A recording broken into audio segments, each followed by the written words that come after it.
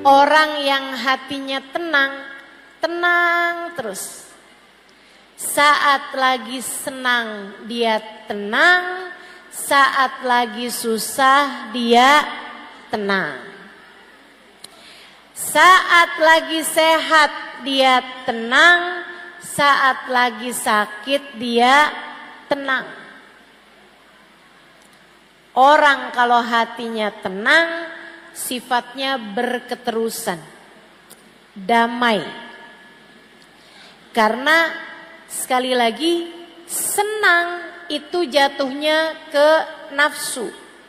Sementara tenang jatuhnya yang merasakannya adalah hati.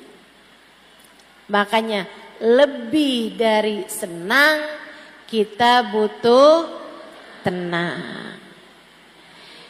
Dan kita harus minta, Bu,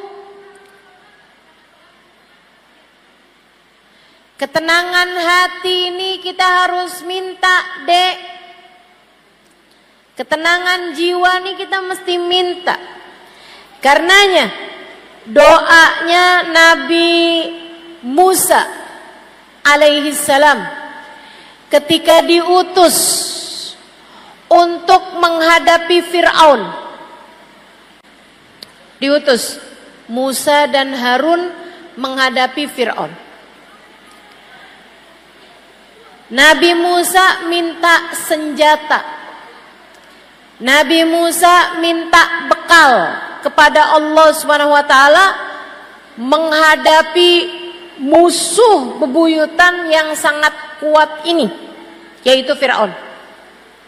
Katanya Nabi Musa, Rabbi syrahli sadri wa yassirli amri wahlul uqdatan min lisani yafqahu qawli waj'alni waziran min ahli Haruna akhi.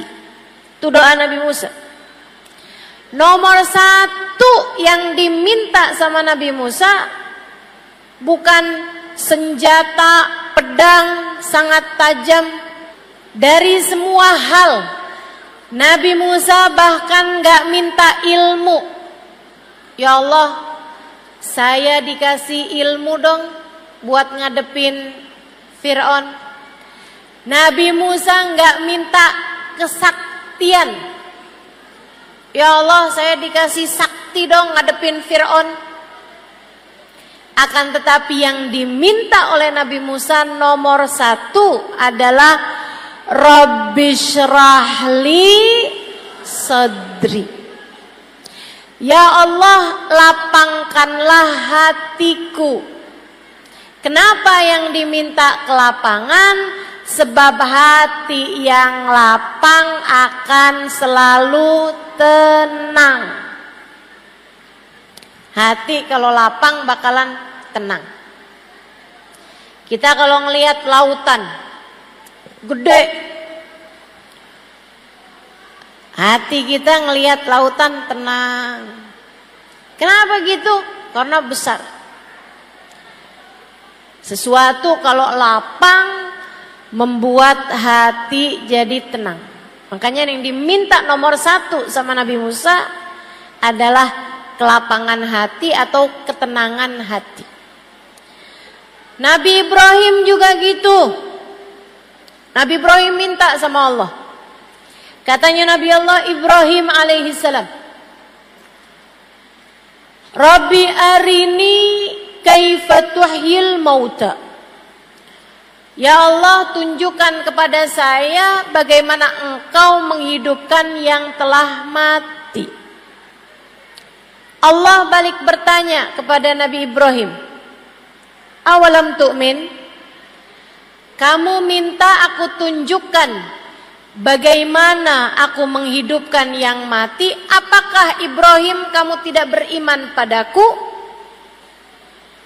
Apakah kamu Ibrahim tidak beriman kepadaku? Nabi Ibrahim bilang, aku beriman padamu ya Allah, walakin liyatma'inna qalbi. Aku meminta di depan mataku engkau menghidupkan yang mati agar tenang hatiku. Nabi Ibrahim sekelas nabi minta kepada Allah agar hatinya tenang. Dan itu anugerah besar yang Allah Subhanahu wa taala bagi kepada baginda kita Nabi besar Muhammad. Allah kasih kepada Nabi wajah yang cakep. Allah kasih kepada Nabi badan yang kuat, badan yang indah. Bahkan Allah kasih kepada Nabi aroma yang wangi.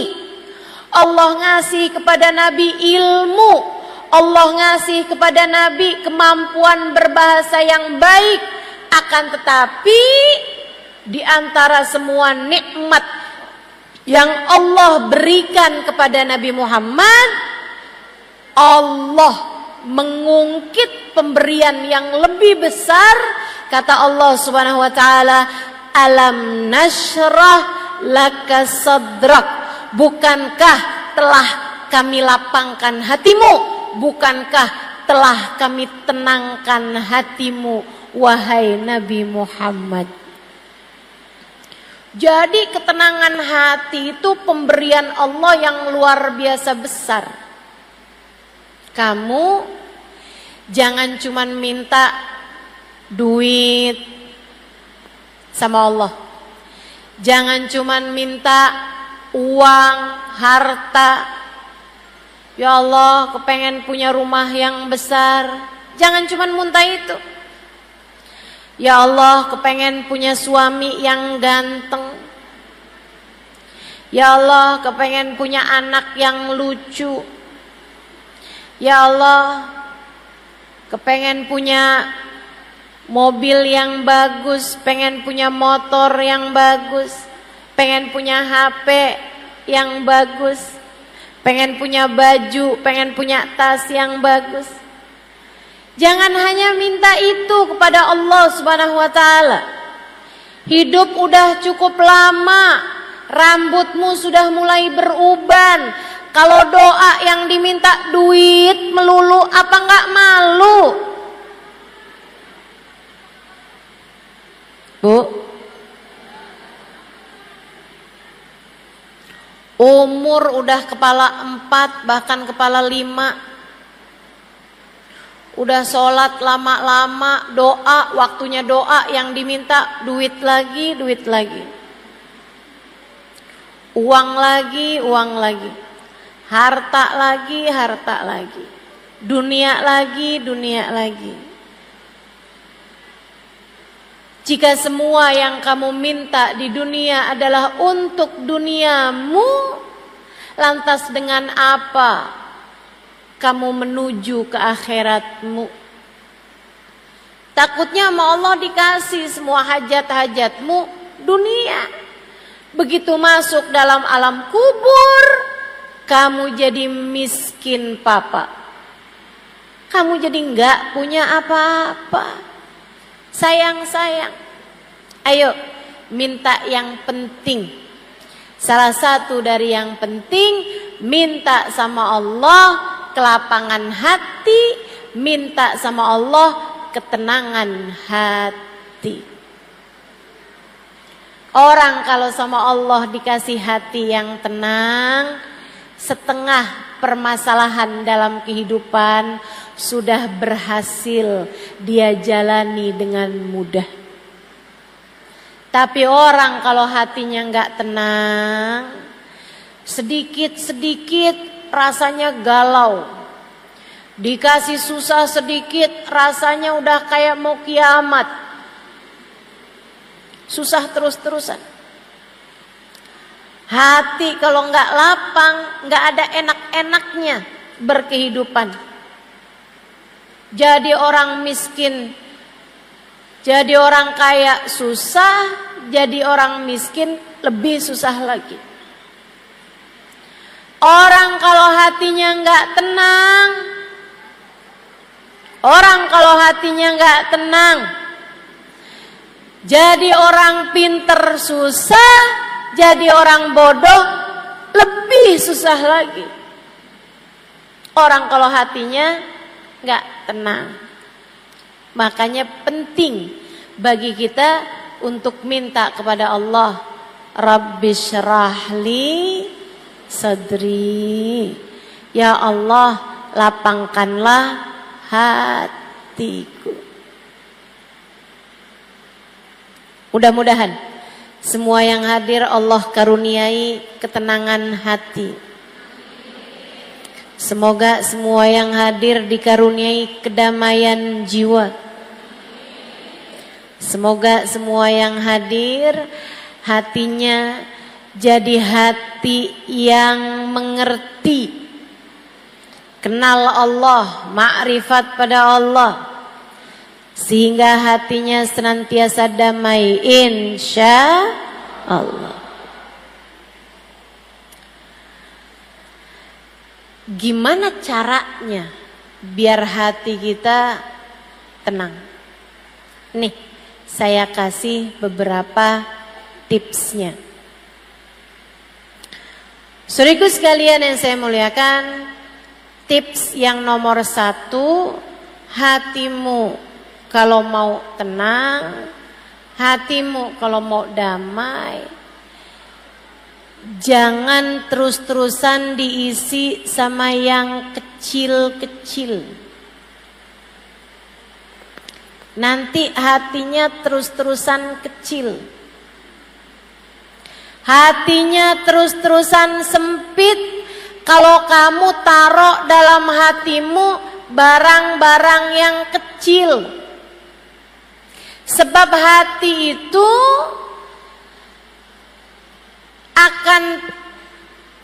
akan menjadi seperti yang dimasukkan. Kalau yang dimasukkan kecil, dia jadi kecil. Kalau yang dimasukkan besar, dia jadi besar. Kalau yang dimasukkan barang-barang kotor, hatinya jadi kotor. Kalau yang dimasukkan barang-barang yang mulia, hatinya jadi mulia. Maka kalau kamu pengen hatimu tenang, hatimu damai, taruh dalam hatimu yang besar. Apa yang besar? Tepatnya siapa yang besar? Tak ada yang lebih besar daripada Allah subhanahu wa ta'ala, Jalla jalaluhu wa ta'alat azamatuh. Kamu kalau kepengen hatimu tenang, taruh Allah dalam hatimu, maka hatimu akan merasakan ketenangannya. Taruh Allah dalam hatimu. Taruh dalam hatimu yang besar. Ustazah, yang kecil apa tadi? Selain Allah. Selain Allah. Selain bekal menuju Allah. Selain yang mendekatkanmu kepada Allah, semuanya adalah urusan kecil. Lebih gampangnya, apapun yang tidak kamu bawa mati, apapun yang tidak kamu bawa masuk ke dalam alam kubur, itu adalah perkara yang kecil. HP, kamu bawa masuk ke kubur gak? Nah, nanti kalau mama mati, yang iPhone tolong masukin ya. Providernya semua aja deh nak. Mama nggak tahu yang nyambung yang mana. Telkomsel, XL masukin semua. Bisa begitu? Manfaat begitu? Enggak. Tidak akan membawa kemanfaatan. Kalau kamu bilang sama anakmu, masukkan HP ke dalam kuburmu, tidak akan bermanfaat. Kenapa gitu? Sebab HP adalah sesuatu yang kecil. Sesuatu yang kecil, sesuatu yang tidak akan kamu bawa masuk ke dalam alam kuburmu. Kecil semua. Ada di sini yang pesen, nanti kalau saya mati tolong ya kalungnya dipakein, gelang sama cincinnya juga dipakein, biar saya cakep ketika ditanya para malaikat. Manfaat begitu? Enggak bawa manfaat apa. Dulu ada orang kaya, kaya raya dan soleh. Anak-anaknya bakti sama dia. Dia pesen sama anak-anaknya di masa tua, nak, bapak nih seneng sama kaos kaki yang ini. Tolong nanti kalau bapak mati, masukkan kaos kaki bapak nih, sebelum dipakein kain kafan, pakeinlah bapak ini dulu kaos kakinya ya nak. Iya pak, disimpan kaos kakinya sama anaknya. Sampai ketika bapaknya meninggal, habis selesai dimandikan mau dikafanin, si anak bilang, tunggu dulu, kain kafannya jangan ditutup dulu, kita mau pakein bapak kaos kaki. Akhirnya berantem sama yang tukang mandiin dan mengkafani jenazah. Gak boleh, jenazah gak boleh dipakein kaos kaki. Gak apa-apa, kita mau pakein bapak kaos kaki. Oh gak boleh, mana ada jenazah pakai kaos kaki. Mereka lagi berantem berseteru, datang teman bapaknya. Tunggu dulu, ini saya nih diminta sama bapak kalian buat bacain surat yang ditulis sama bapak kalian di waktu hidup. Saya diminta membacakannya di saat beliau meninggal sebelum dikafani. Suratnya bunyinya gini, anak-anakku sayang, kalian pasti sekarang sedang berusaha untuk memakaikan bapak kaos kaki. Nak, kata bapaknya, bapak nak gak minta dipakein kaos kaki. Akan tetapi bapak lagi mau mengajarkan kalian bahwasanya seberapapun banyak harta yang kita punya, tidak ada satupun yang bisa kita bawa masuk kuburan. Jadi Bu, Kak, Dek, sama harta dunia biasa-biasa saja.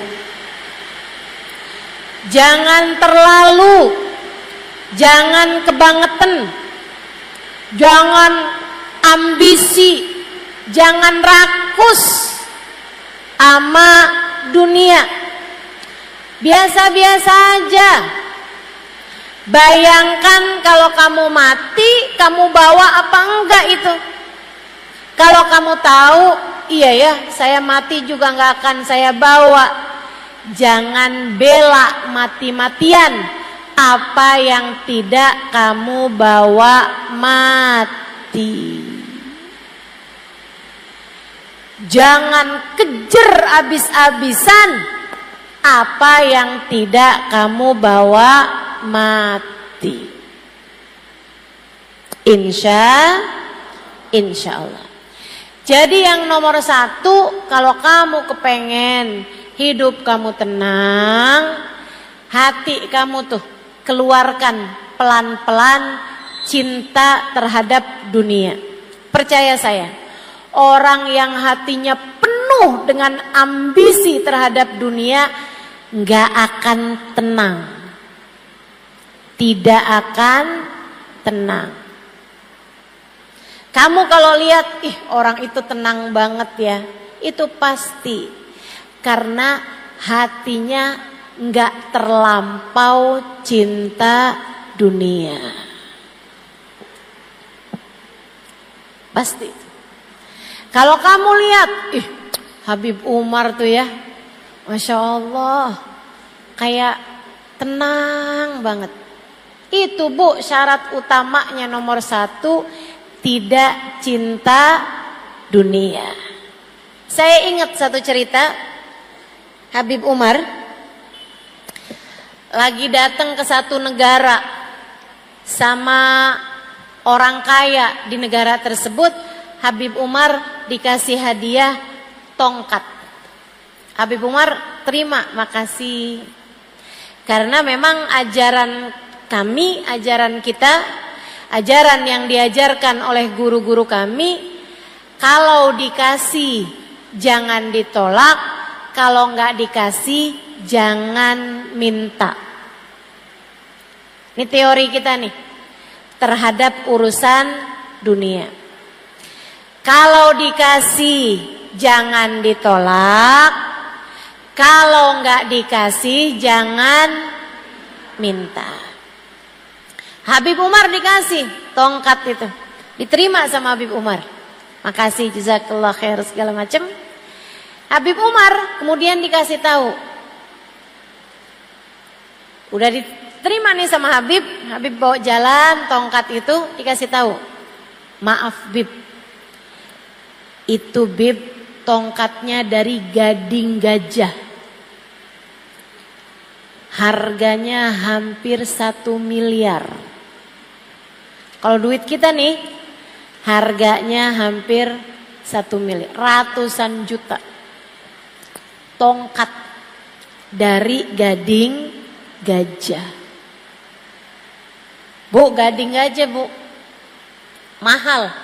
Karena tak ada gading yang tak retak. Gak nyambung ya. Pokoknya susah lah dapatnya si gading ini. Jadi harganya mahal. Dia tuh cerita sama Habib Umar, ngasih tahu bahwa itu gading gajah, mau ngasih tahu bahwa ini barang mahal. Orang dunia urusannya mahal murah. Tapi Habib Umar orang akhirat yang hatinya nggak ada urusan dunia. Hati Habib Umar isinya adalah Allah Subhanahu wa ta'ala dan Rasulnya. Ketika dikasih tahu bahwa itu gading gajah, yang dipikir sama Habib Umar barang najis nih. Barang najis. Karena gading gajah hukumnya najis, teman-teman. Habib Umar langsung ngambil tisu. Habib Umar tetap pakai tuh tongkat, tapi dilapisin tisu biar nggak langsung kena ke kulit beliau, karena hukumnya gading gajah adalah najis. Habib naik kapal. Waktu itu ada perjalanan beliau naikin kapal. Habib naik ke apa tuh namanya, anjungan kapal, keluar dari kapal sampai ke pojokannya kapal tuh.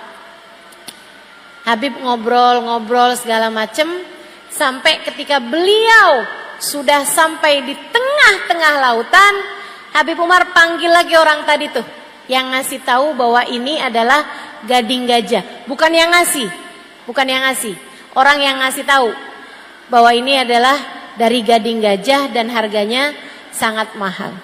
Habib nanya, ini gading gajah beneran? Iya Bib. Mahal Bib.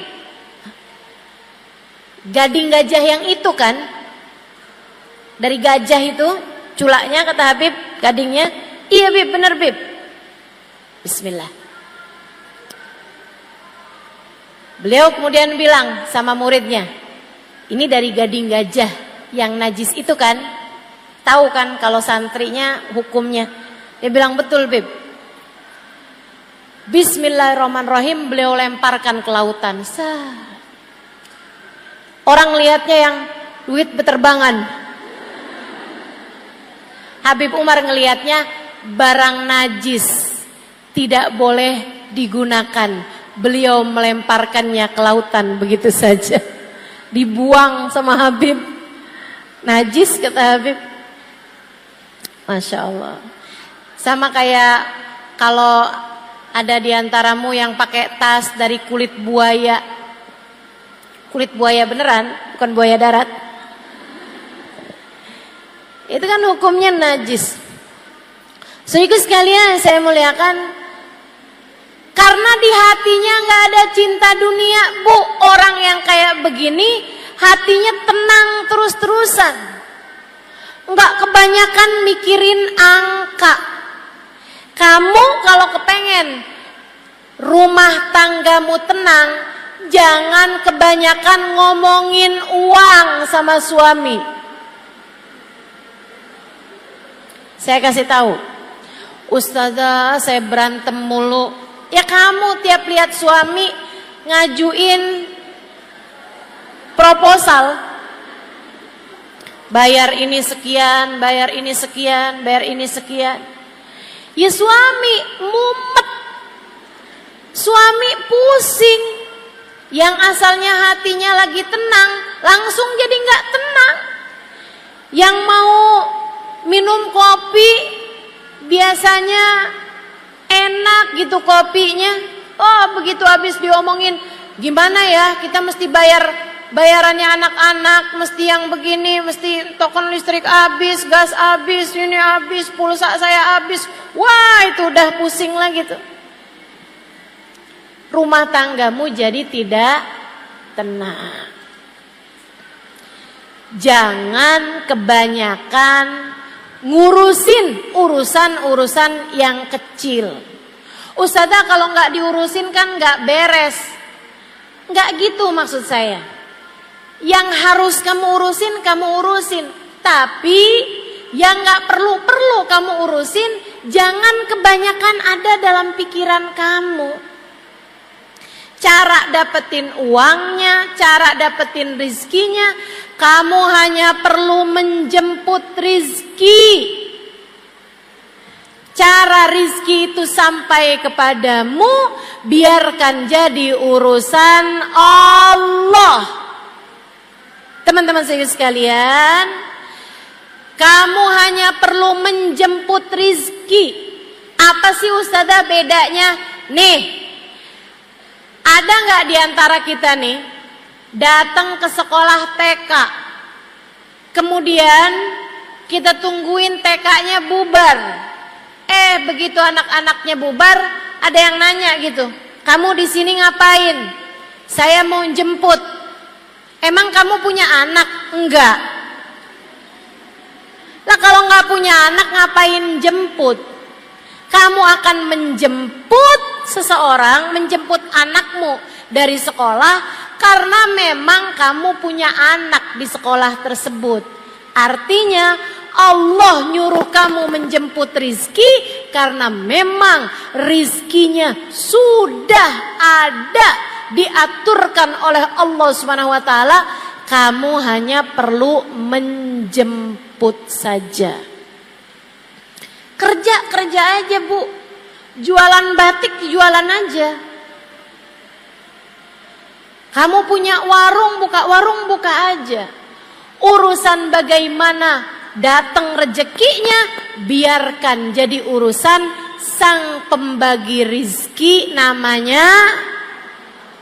Biarkan jadi urusan sang penentu rizki namanya Allah Subhanahu wa ta'ala. Jalla jalaluhu wa ta'alat azamatuh. Tenang. Rezeki yang Allah tuliskan untukmu akan sampai padamu. Para ulama mengatakan, jika bahkan kamu nggak tahu alamat rezekimu tahu alamatmu, ia akan sampai kepadamu. Dah tenang aja, yang tenang. Kalau ada yang kamu masukkan dalam hati, jangan masukkan uang, jangan masukkan harta, jangan masukkan tas, jangan masukkan baju. Cukup hatimu masukkan di dalamnya Allah Subhanahu wa ta'ala. Hatimu akan jadi tenang. Jadi nomor 1, kalau pengen hatimu tenang, jangan cinta dunia. Jangan cinta dunia. Hatimu bakalan tenang. Kalau hatimu sudah kosong, sudah kecil dunia di hatimu, kamu akan jadi jauh lebih tenang. Itu satu. Yang kedua, kalau kamu kepengen hatimu tenang, jangan biarkan hatimu membenci siapapun. Saya ulangi. Tips, trik dari saya, amalan dari saya. Biar hati kamu tenang, nomor 1, jangan cinta dunia. Keluarkan pelan-pelan rasa cinta dunia dalam hatimu. Tiap kamu kepengen ini, kepengen itu, ingat, nggak saya bawa mati, nggak saya bawa mati, nggak saya bawa mati. Termasuk dunia adalah mencintai seseorang dengan berlebihan. Cinta sama suami sampai berlebihan. Aku tak sanggup hidup tanpa dia. Cinta anak dengan berlebihan, jangan. Jangan. Jangan cinta dunia. Kamu harus cinta sama suami dengan kadar cinta yang bisa membawamu kepada Allah. Suamimu itu cintai dia karena Allah, hormati dia karena Allah. Sebab bagaimanapun dia adalah jalan surga bagimu. Tapi jangan berlebihan. Sampai bahkan yang haram-haram kamu kerjakan. Sampai operasi plastik, hidungnya dimancungin, alisnya disulam, bibirnya disulam, kulitnya yang keriput tarik benang. Itu muka apa kain? Adik-adik, kakak-kakak, saudariku sekalian yang saya muliakan, cinta suamimu tapi biasa-biasa aja. Jangan jadikan suami sebagai dia adalah separuh jiwa saya. Nanti kalau dia meninggal dunia atau kalau dia meninggalkanmu, kamunya jadi nggak utuh, jadi tinggal separuh.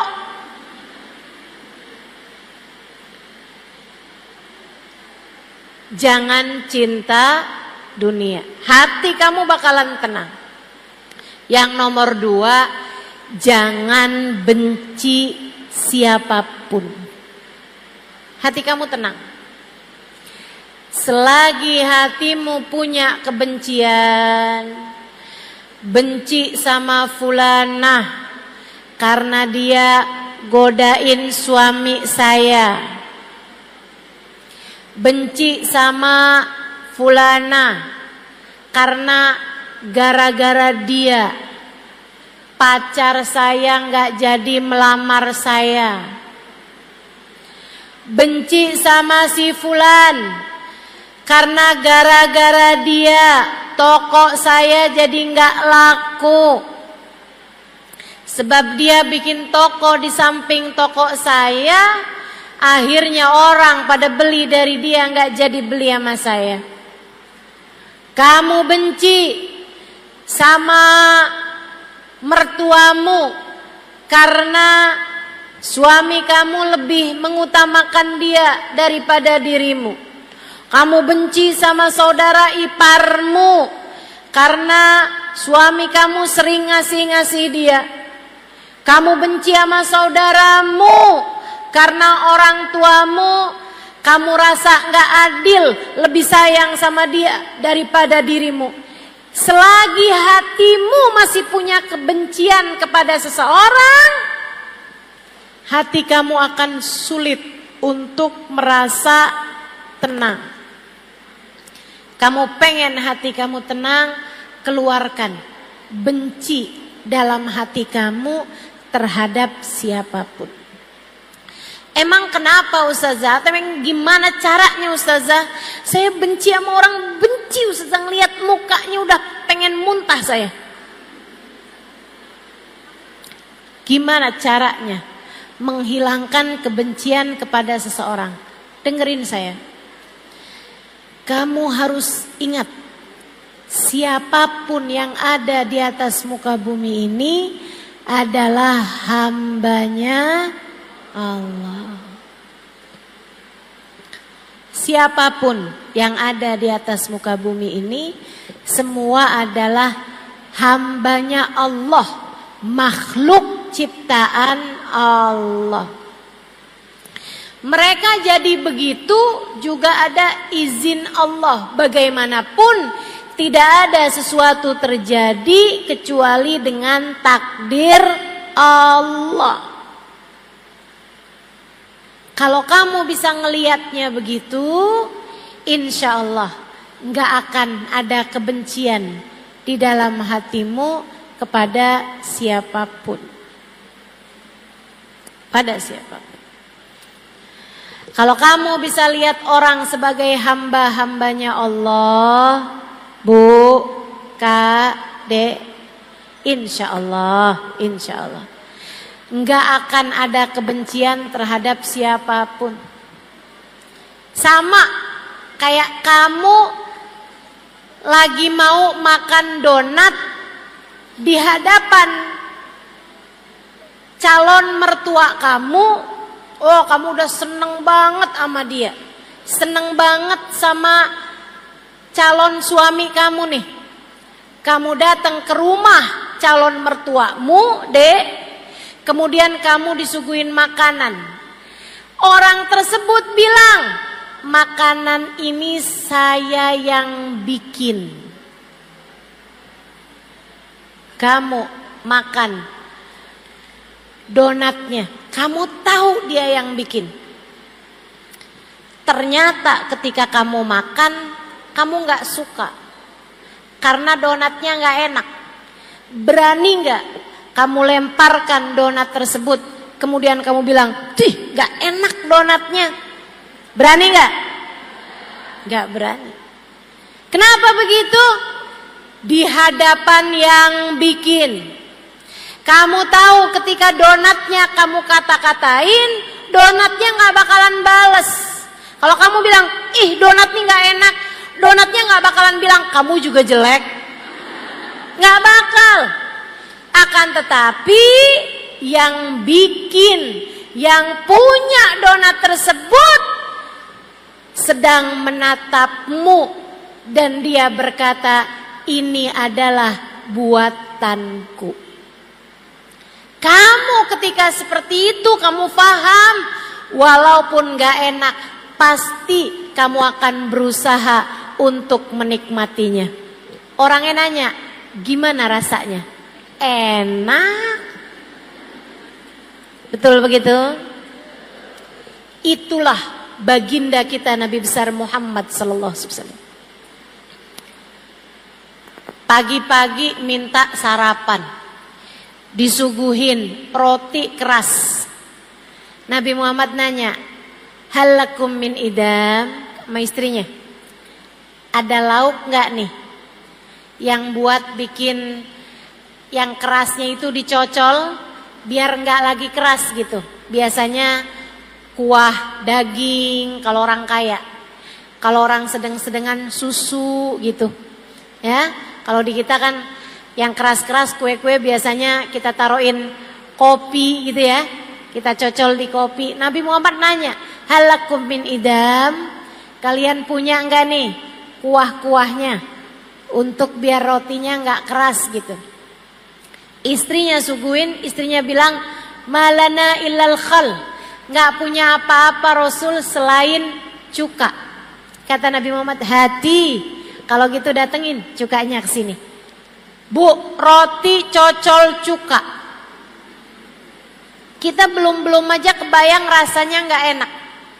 Tapi Nabi Muhammad ketemu roti nih yang dilihat sama Nabi Muhammad yang menciptakan roti, yang merizkikan roti, yaitu Allah Subhanahu wa ta'ala.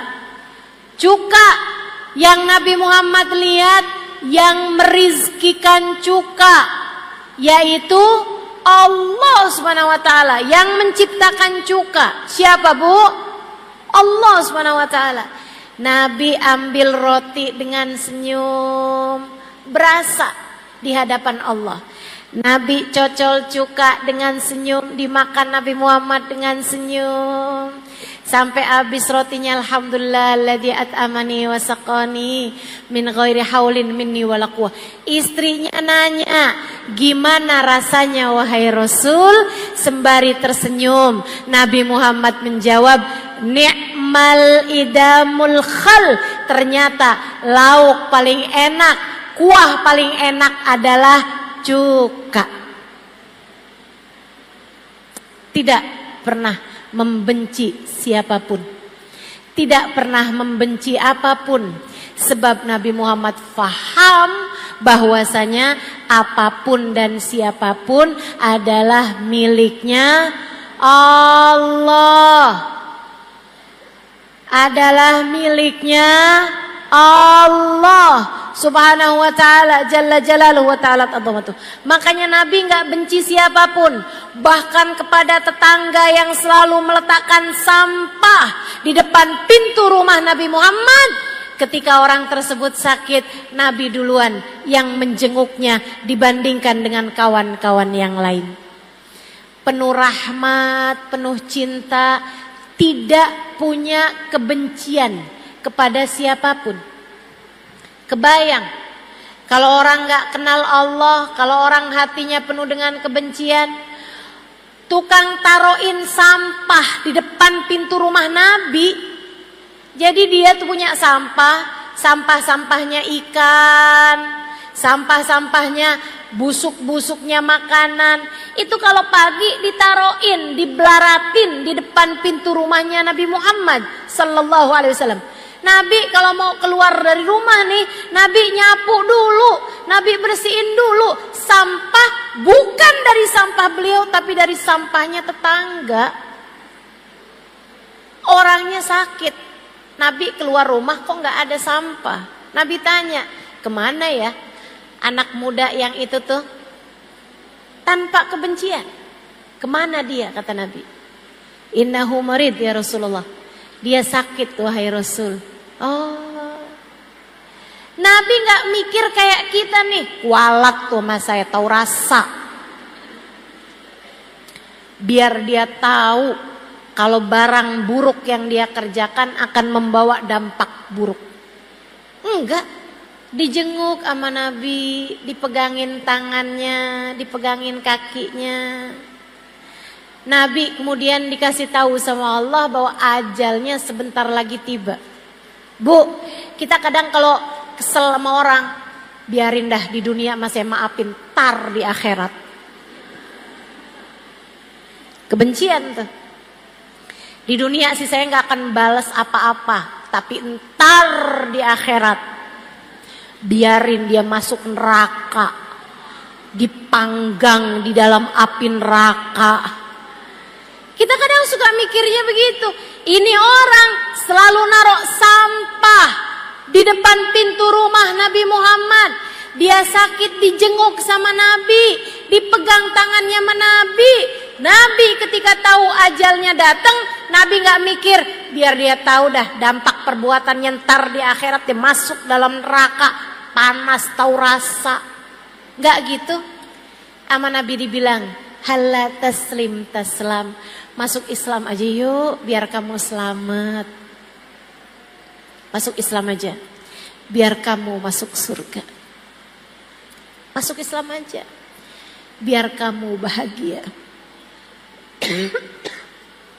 Orang yang lihat ke arah bapaknya, bapaknya ngangguk dengan lelehan air mata. Dia pegang tangan Nabi, kemudian berkata, Asyhadu an la ilaha illallah wa asyhadu anna Muhammad Rasulullah.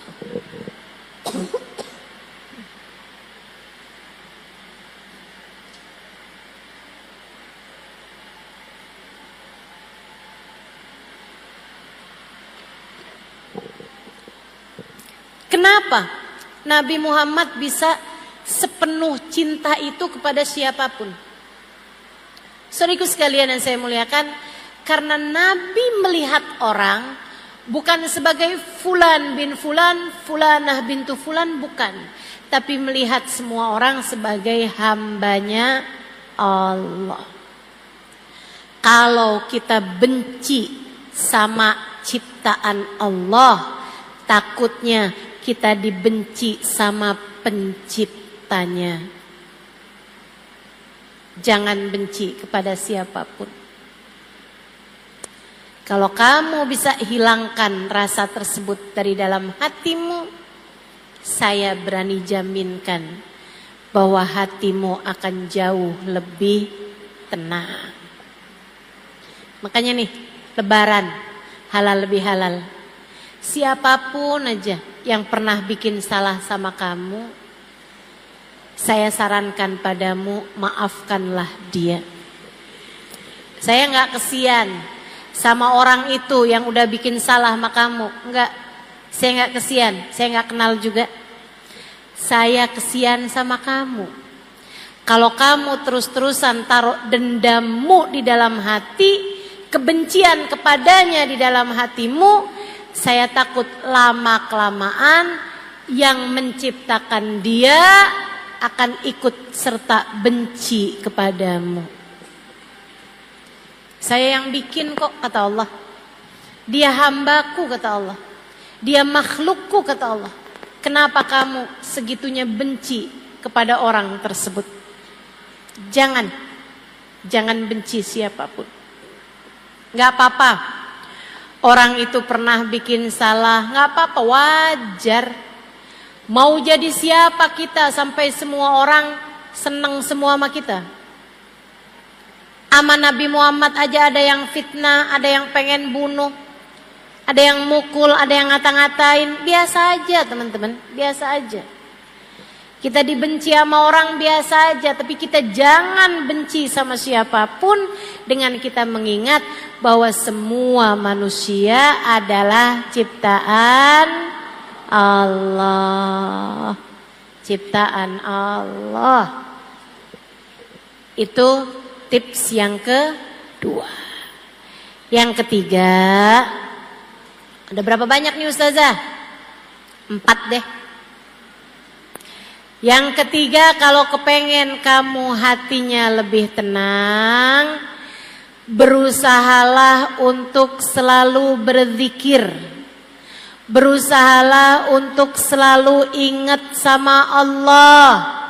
Ingat Allah, ingat Allah, ingat Allah. Lagi kamu sakit, ingat yang ngasih sakit adalah Allah. Robiah Adawiyah sakit berhari-hari bahkan berminggu-minggu sampai dijengukin orang. Kemudian mereka bilang, Robiah, doa kamu kan mustajab.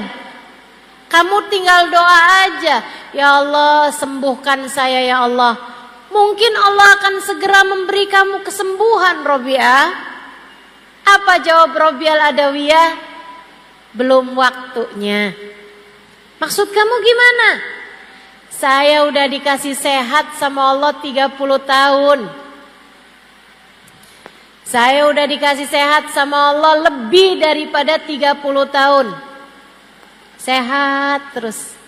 Sekarang nih saya baru dikasih Allah sakit beberapa hari. Malu saya mau minta segera diberi kesembuhan. Nanti kalau sakit saya sudah lebih daripada 30 tahun, baru saya akan minta diberi kesembuhan dari Allah. Keren banget gak tuh? Sebab dia faham sakit semuanya adalah dari Allah. Lagi dikasih kesulitan, kita mesti faham. Yang ngasih kita kesulitan adalah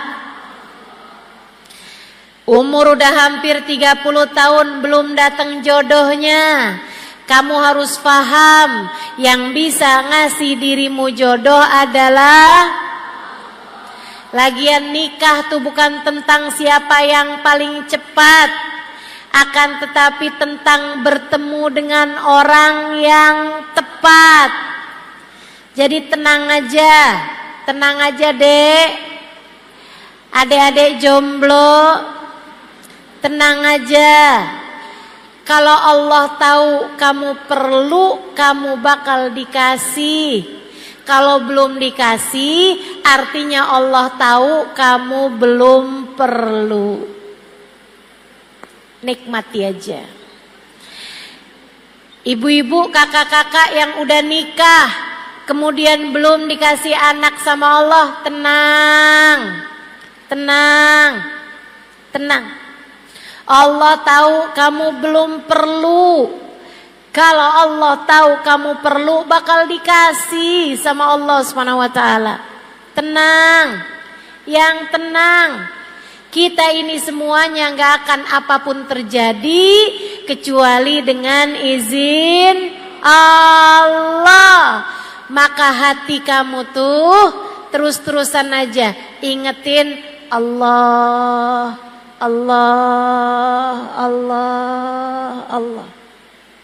Fahamilah, tak ada apapun terjadi melainkan semuanya dengan izin Allah. Tuh, rezeki kamu dikasih berapa, semuanya dari Allah. Muka kamu diciptakan seperti apa, itu semuanya adalah dari Allah. Nggak usah pusing-pusing mau berangkat ke Korea buat operasi plastik. Nggak usah. Dah, dinikmati aja semuanya.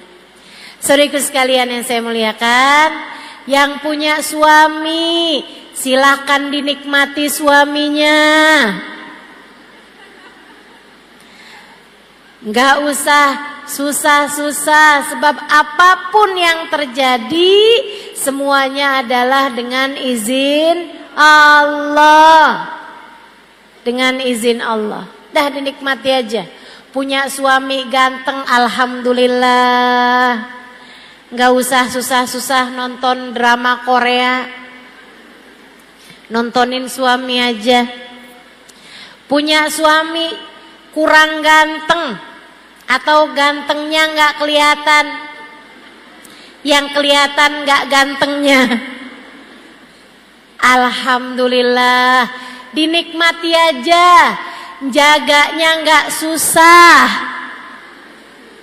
nggak ada yang mau sama dia, dinikmati aja. Kita bilang makasih ya Allah, semua yang darimu adalah indah.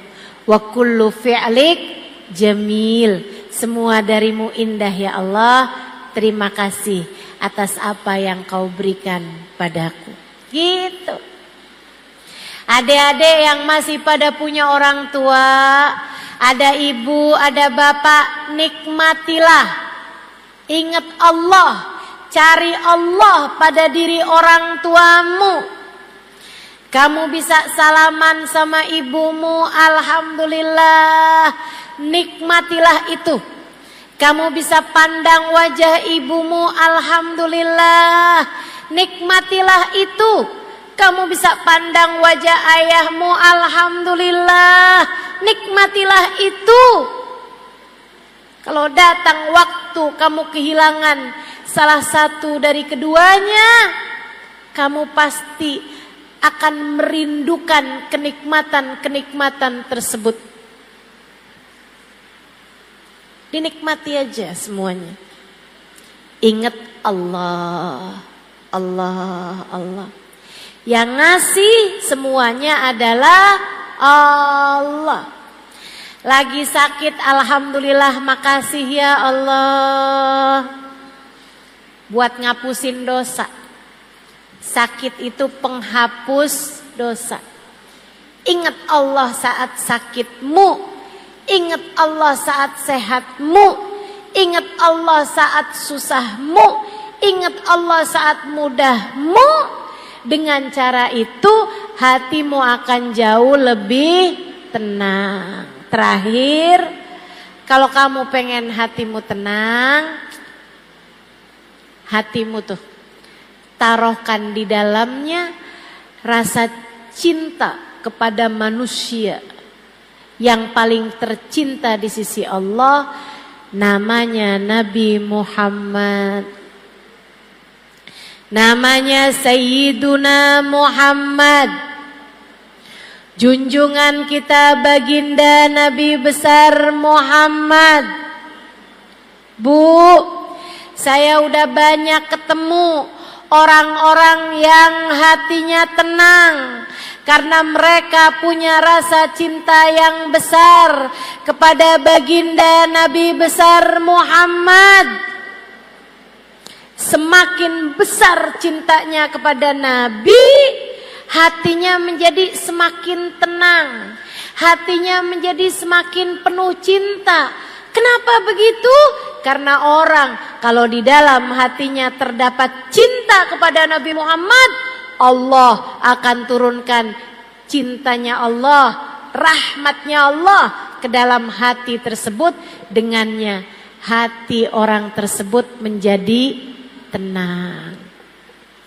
Saya sarankan padamu, kalau kamu lagi takut, kalau kamu lagi galau, kalau kamu lagi khawatir, kalau kamu lagi gelisah, kalau kamu lagi emosi yang gak enak, apa aja rasanya, kalau kamu lagi datang cemburu, kalau kamu lagi datang susah hati, apapun aja, kalau kamu hatimu lagi tiba-tiba merasa benci sama seseorang, misalnya rasa hati apapun yang gak enak, hatimu lagi gak tenang kayak apa, nih saya kasih tahu tips mudah, gampang banget. Kalau kamu lagi memungkinkan untuk berwudu, segeralah berwudu.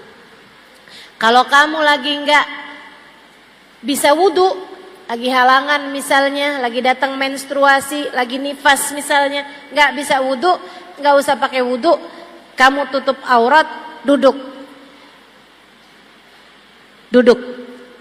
ngadep kiblat, bacalah sholawat,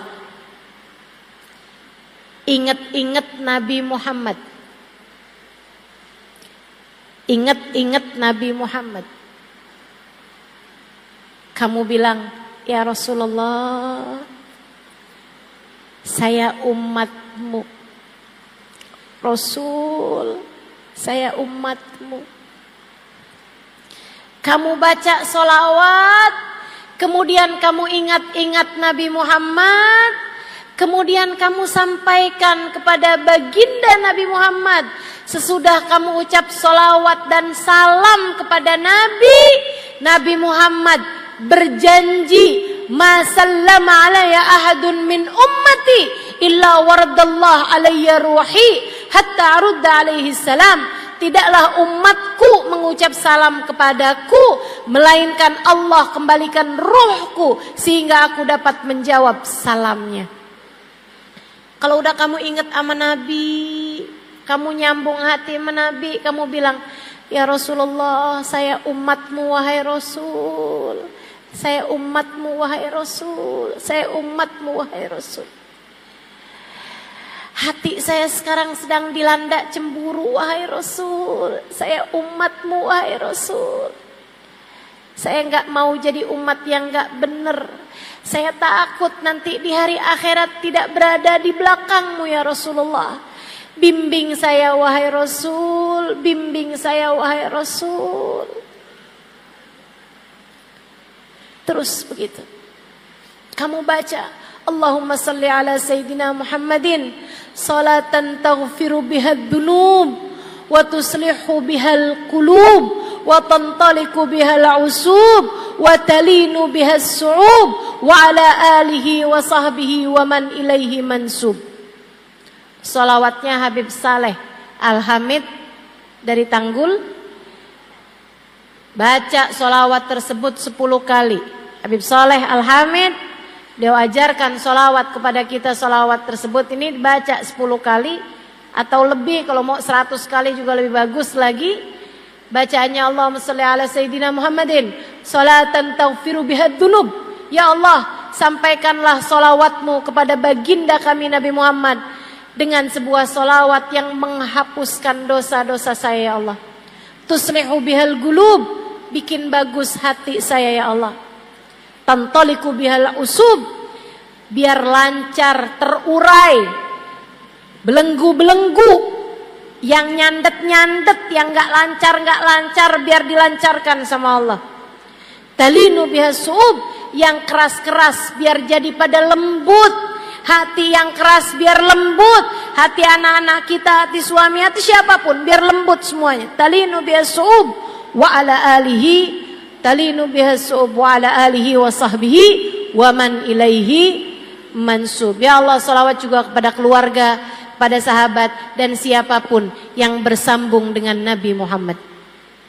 Baca salawat tersebut 5 kali, 10 kali, 15 kali, 20 kali. Terus kamu baca. Ya Allah, lapangkan dada saya ya Allah, berkatnya Nabi Muhammad. Ya Allah, ampuni dosa saya ya Allah, berkatnya Nabi Muhammad. Ya Allah, lancarkan urusan saya ya Allah, berkatnya Nabi Muhammad. Ya Allah, lembutkan yang keras dari diri saya ya Allah, berkatnya Nabi Muhammad. Terus kamu baca, terus kamu baca. Sambil kamu bertawasul kepada Sayyiduna Muhammad.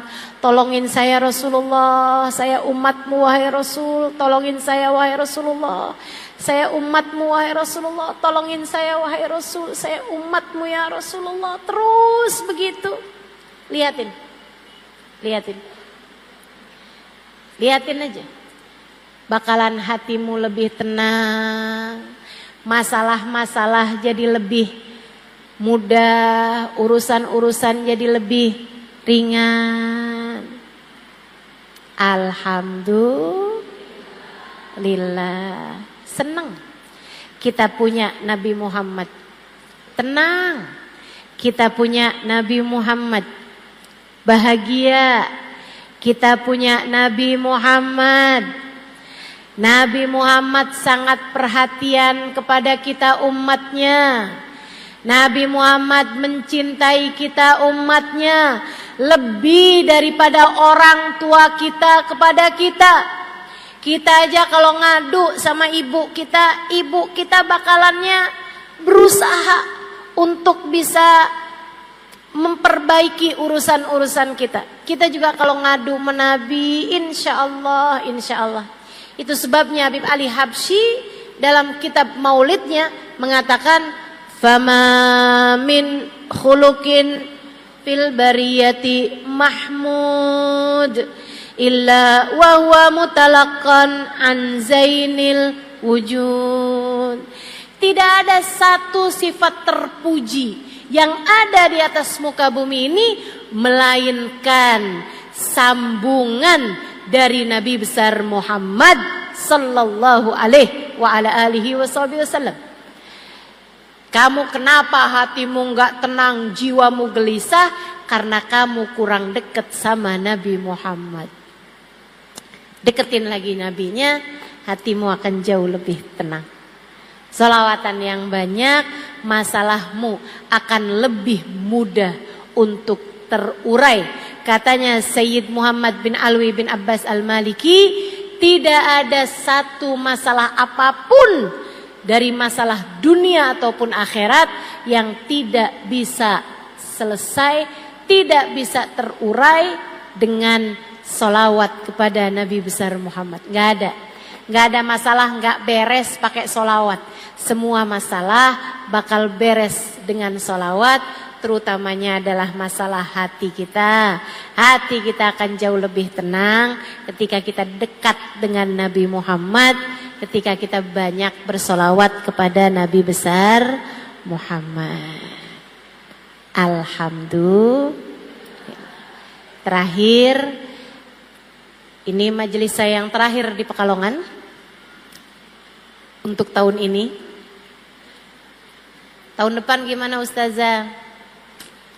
Kita tidak tahu apa yang terjadi, sebab semua yang terjadi adalah dengan izin.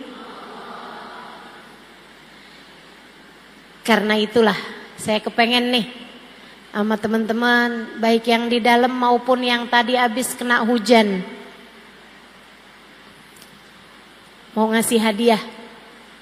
Yuk kita bareng-bareng baca sholawatnya Habib Saleh. Saya dapat ijazahnya langsung dari putrinya.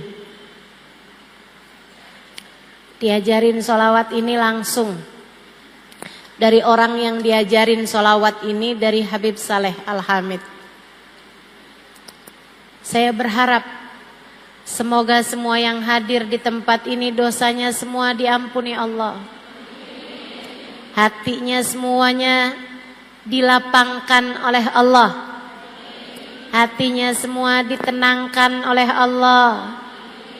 Semua permasalahannya dibereskan oleh Allah. Semua kesulitannya dimudahkan oleh Allah. Yang keras-keras biar dilembutkan oleh Allah. Berkatnya Nabi besar Muhammad, hati kita semuanya jadi tenang. Berkatnya Nabi besar Muhammad, yang sakit-sakit biar pada sehat. Berkatnya Nabi besar Muhammad, yang sulit-sulit biar jadi mudah. Berkatnya Nabi besar Muhammad, hati kita yang keras semoga dilembutkan Allah. Berkatnya Nabi Muhammad, hati suami kita semoga dilembutkan Allah. Hati anak-anak kita semoga dilembutkan Allah. Hati orang tua kita semoga dilembutkan Allah. Semuanya hatinya semoga ditenangkan oleh Allah. Berkatnya baginda kita Nabi besar Muhammad sallallahu alaihi wa ala alihi wa sahbihi wasallam. Semoga semua yang hadir dikaruniai husnul khatimah. Semoga semua yang hadir didekatkan dengan Nabi Muhammad. Semoga semua yang hadir di akhirat bisa ketemu Nabi Muhammad. Semoga semua yang hadir bisa ada dalam rombongan Nabi Muhammad. Semoga semua yang hadir ketika sudah meninggal dunia nanti kuburnya dilapangkan Allah. Di dalam kubur sudah dipertemukan dengan Nabi Muhammad. Kita minta kepada Allah berkat Nabi Muhammad. Kita minta kepada Allah dengan berkat Nabi Muhammad. Sebab kita adalah umat Nabi besar Muhammad. Semoga Allah karuniakan segala kebaikan bagi kita sekalian. Yang masih ada air silahkan dibuka airnya. Yang enggak punya air jangan ngambil air tetangganya.